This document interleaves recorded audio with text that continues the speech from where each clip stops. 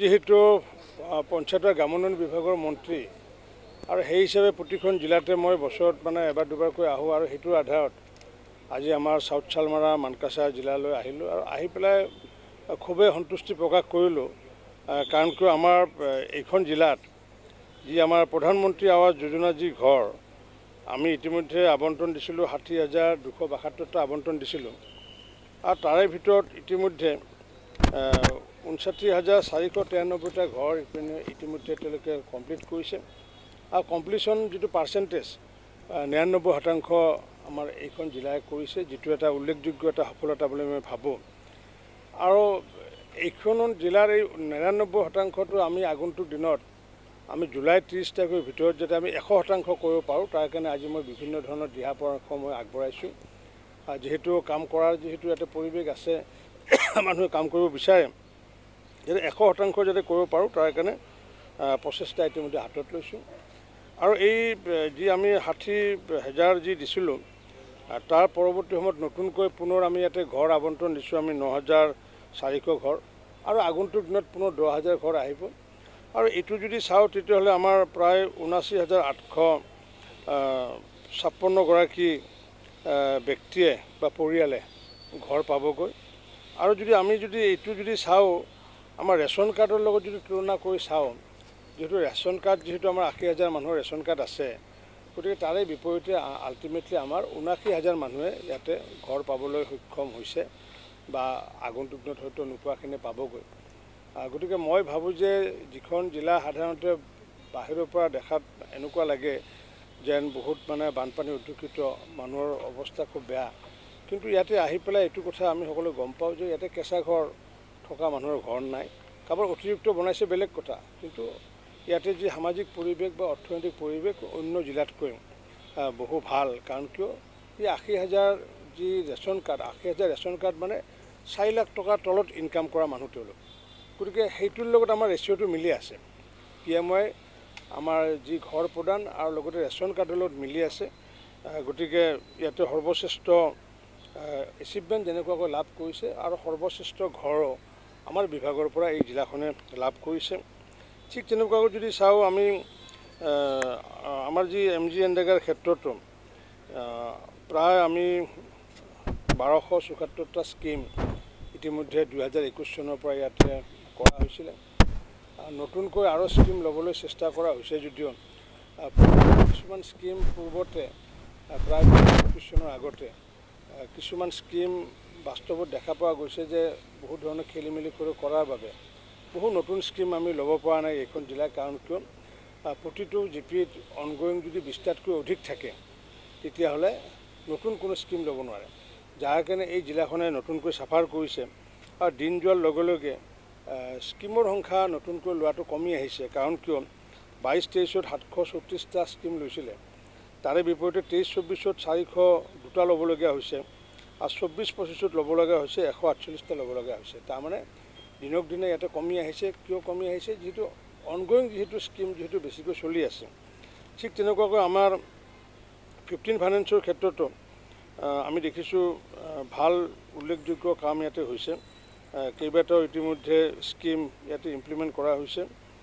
আৰু যদি আমি সেইবোৰ যদি চাওঁ তেতিয়াহ'লে 96 কোটি টকা ব্যয় সাপেক্ষে আমাৰ 15 ফাইনেন্সৰ জৰিয়তে বিভিন্ন ইমপ্লিমেণ্ট হৈছে আৰু কাম প্ৰায় অধিকাংশ সম্পূৰ্ণ হৈছে। গতিকে এই জিলাখনৰ পঞ্চায়ত বিভাগৰ কাম কাজ লৈ পেলাই মই সন্তুষ্টি প্ৰকাশ কৰিছোঁ আৰু আগন্তুক দিনতো যাতে আমি এই জিলাখনক যাতে আগুৱাব পাৰোঁ তাৰ কাৰণে ইতিমধ্যে মাননীয় মুখ্যমন্ত্ৰী ডক্টৰ হিমন্ত বিশ্ব শৰ্মা ডাঙৰীয়াই তেখেতে আমাৰ মন্ত্ৰী পৰিষদৰ সদস্যসকলক যে ইতিমধ্যে নিৰ্দেশ দিছে যে বিভিন্ন ধৰণৰ শ্বৰ্টফল ইয়াতে আছে, এই শ্বৰ্টফলবোৰ যাতে আমি যাতে আগন্তুক দিনত দূৰ কৰিব পাৰোঁ, তাকে প্ৰতিগৰাকী মন্ত্ৰীকে আগন্তুক দিনত এই জিলাখন পৰিভ্ৰমণ কৰি এই জিলাখনক আগুৱাই নিয়াৰ কাৰণে বিহিত ব্যৱস্থা লোৱাৰ কাৰণে মুখ্যমন্ত্ৰী ডাঙৰীয়াই ইতিমধ্যে নিৰ্দেশ প্ৰদান কৰিছে বাকী মন্ত্ৰীসকলক।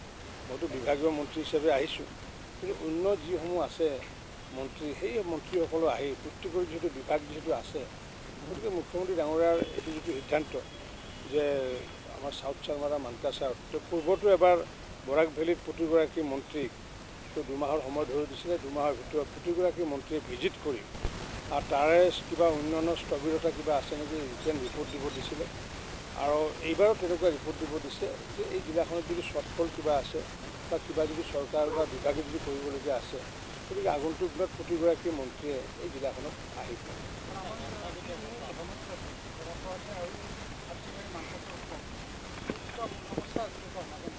আজিলৈকে সমাধান নহ'ব, এইকাৰণে নহ'ব এতিয়া য'ত এটা নদী নাই, য'ত নদী নাই তাত গৰাখহনীয়া নাই। এনেকুৱা জিলাও আছে জিলাৰ মাজেৰে হয়তো নদী বৈ যোৱা নাই, বা এনেকুৱা জিলা আছে য'ত হয়তো এনেকুৱা সৰু নদী বৈ গৈছে তাত গৰাখহনীয়া নাই। এতিয়া নদীৰ যিটো মানে কেৰেক্টাৰ, যেতিয়া আপুনি যদি যায় বৰপেটা জিলাত যদি আপুনি সৰভোগ অঞ্চলত যদি যায়, তাৰ মাটি বা তাৰ যিটো পানীৰ কেৰেক্টাৰ, তাৰ পানীৰ কেৰেক্টাৰ হৈছে কি বালিচাণ্ডাবোৰ মানে উপন্দি থাকে, যাৰ কাৰণে বালিচাণ্ডাবোৰ লগ লাগি পেলাই কি কৰে মাটিবোৰ মানে ব্লেড সদৃশ কৰি পেলাই বহুত জেগাত গৰাখহনীয়া কৰে। আৰু সেইখিনি মাটি যদি চেন্দি মাটি হয়, বালিচহীয়া মাটি হয়, তাত গৰাখহনীয়া সমস্যাটো বেছি হয়।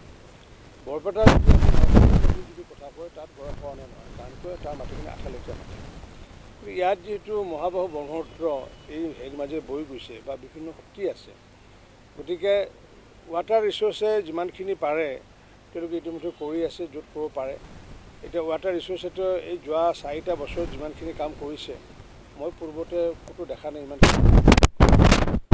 ৱাটাৰ ৰিচোৰ্চে কাম কৰিলে যে সেইটো নহ'ব, ৰিভাৰ বেডৰ পৰা 50 মিটাৰ মাটি থাকিব লাগিব, তেতিয়াহে তেওঁলোকে এনবেংকমেণ্ট বনাব পাৰিব। গতিকে ৰিভাৰ বেংকৰ লগত যেনেকুৱা টিহু নদী টাউনৰ মাজেৰে বৈ গৈছে, তাতে বসতি আছে, গতিকে তাততো মথাউৰি বনাব নোৱাৰে। গতিকে তেনেকুৱাকৈ ঠাই বিশেষে সমস্যা থাকে। আৰু ইয়াতে যিখিনি সমস্যা আছে, মই ভাবোঁ যে সেই সমস্যাখিনি আগন্তুক দিনত সমাধান কৰিব পৰা যাব। ৰাস্তা ঘাটকে আদি কৰি যিহেতু বিভিন্ন ধৰণৰ সমাধান কৰিছে। এতিয়া মই আজি সেইকাৰণে অহাকালি মই আজি থাকিম যিহেতু, অহাকালি মই তোৰা হৈ নাযাওঁ, টিকৰিকিলা হৈ যাম। এইকাৰণে যাম যে মোক ক'লে কিছুমানে আমাৰ আয়ুক্ত ডাঙৰে কৈছে যে টিকৰিকিলা ৰাস্তাটো এবাৰ চাই গ'লে ভাল আছিলে, অলপ সময় লাগিব, বেয়া ৰাস্তা। কিন্তু বেয়া ৰাস্তাৰে আমি যোৱাৰ কাৰণে ইতিমধ্যে সিদ্ধান্ত লৈছোঁ। গতিকে এইবোৰ আমি পৰিভ্ৰমণ কৰি মোৰ বিভাগৰ কামখিনি মই কৰিম, বাকী মোৰ বিভাগৰ যিখিনি কাম নহয় সেইখিনি মুখ্যমন্ত্ৰী ডাঙৰীয়াক মই অৱগত কৰিম।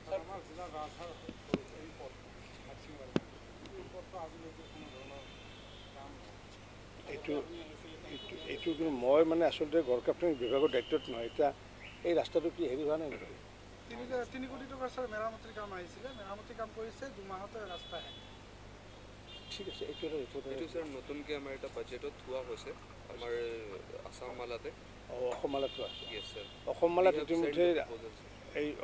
ইতিমধ্যে লোৱা হৈছে। গতিকে অসম মালা বুলি ক'লেতো এইটো মানে মিনি হাৱে এইটো।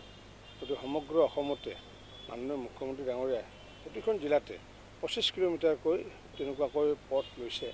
গতিকে সেইটো যি ভাগ আছে 25 কিলোমিটাৰ ভাগটো এইখন জিলাতো থাকিব। গতিকে প্ৰপ'জেল পঠোৱা হৈছে 25 কিলোমিটাৰ। গতিকে এই ৰোডটো 25 কিলোমিটাৰ লৈ পেলাই ইতিমধ্যে প্ৰপ'জেল পঠোৱা হৈছে। আগন্তুক দিনত 2-3 মাহৰ ভিতৰতে ইয়াতে যাৱতীয় কাম টেণ্ডাৰকে আদি কৰি বাকীখিনি কাম হ'বগৈ।